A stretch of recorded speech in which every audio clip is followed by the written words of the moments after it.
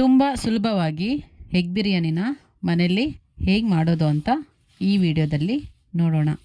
ನಮಸ್ತೆ, ನಾನು ಅಕ್ಷತಾ. ಕೋಟೆನಾಡು ರೆಸಿಪೀಸ್ ಚಾನಲ್ಗೆ ಸ್ವಾಗತ. ಇದಕ್ಕೆ ಏನೇನು ತರಕಾರಿಗಳು ಬೇಕು ಅಂತ ನೋಡೋಣ.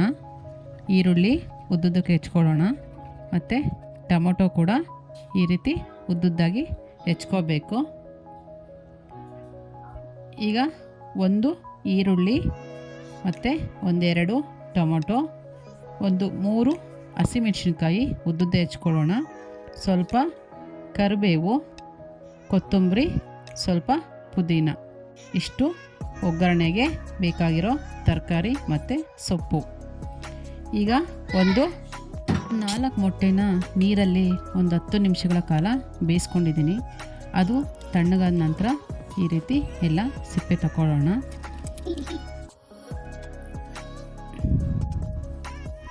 ನಂತರ ಈ ರೀತಿ ಒಂದು 3 ಹತ್ರ ಅಥವಾ 4 ಹತ್ರ ಉದ್ದುದ್ದ ಹೆಚ್ಕೋಬೇಕು.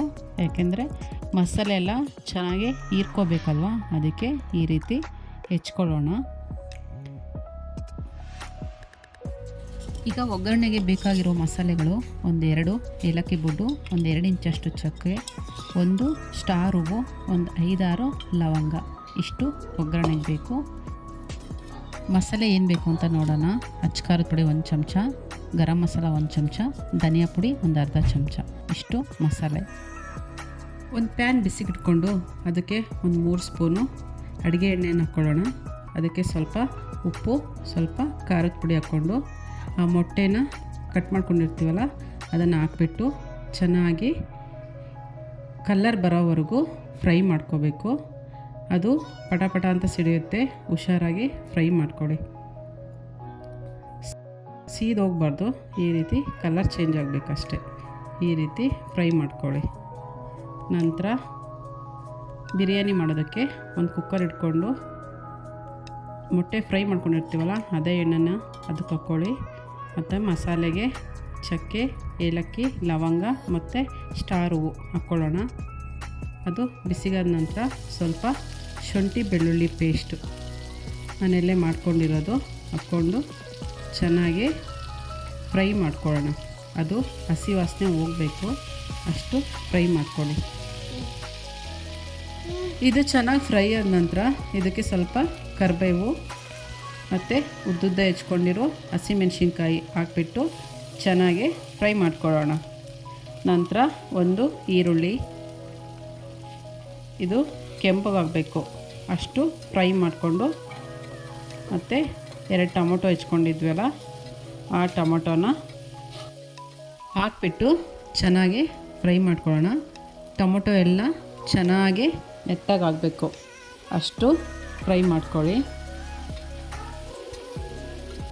ಇದಕ್ಕೀಗ ಖಾರದ ಪುಡಿ, ಗರಂ ಮಸಾಲ ಮತ್ತು ಧನಿಯಾ ಪುಡಿ ಇಷ್ಟನ್ನು ಹಾಕ್ಬಿಟ್ಟು ಚೆನ್ನಾಗಿ ಮಿಕ್ಸ್ ಆಗಬೇಕು.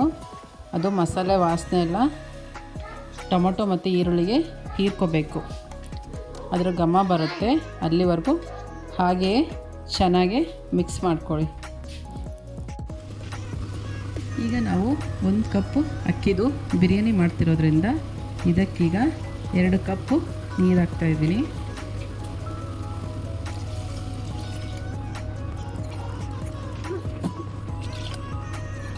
ರುಚಿಗೆ ತಕ್ಕಷ್ಟು ಉಪ್ಪನ್ನು ಹಾಕಿ ಚೆನ್ನಾಗಿ ಮಿಕ್ಸ್ ಮಾಡಿ ಕುದಿಯೋದಕ್ಕೆ ಬಿಡೋಣ.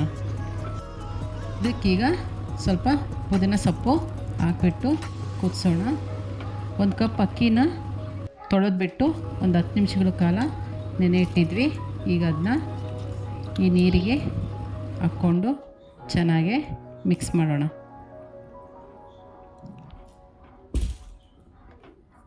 ಇದು ಚೆನ್ನಾಗಿ ಮಿಕ್ಸ್ ಆಗಿ ಒಂದು ಕುದಿ ಬಂದ ನಂತರ ಆಗಲೇ ಫ್ರೈ ಮಾಡಿ ಇಟ್ಕೊಂಡಿರ್ತೀವಲ್ಲ ಆ ಎಗ್ಗಳನ್ನು ಹಾಕ್ಬಿಟ್ಟು ಮಿಕ್ಸ್ ಮಾಡಬೇಡಿ.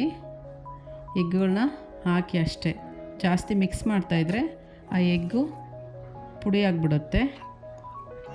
ಸ್ವಲ್ಪ ಕೊತ್ತಂಬರಿ ಸೊಪ್ಪು ಮೇಲ್ಗಡೆ ಉದುರಿಸ್ಬಿಟ್ಟು ಕುಕ್ಕರ್ದು ಲಿಡ್ ಕ್ಲೋಸ್ ಮಾಡಿ 2 ವಿಷಲ್ ಅಥವಾ 3 ವಿಷಲ್ ಕೂಗಿಸ್ಕೊಳ್ಳೋಣ.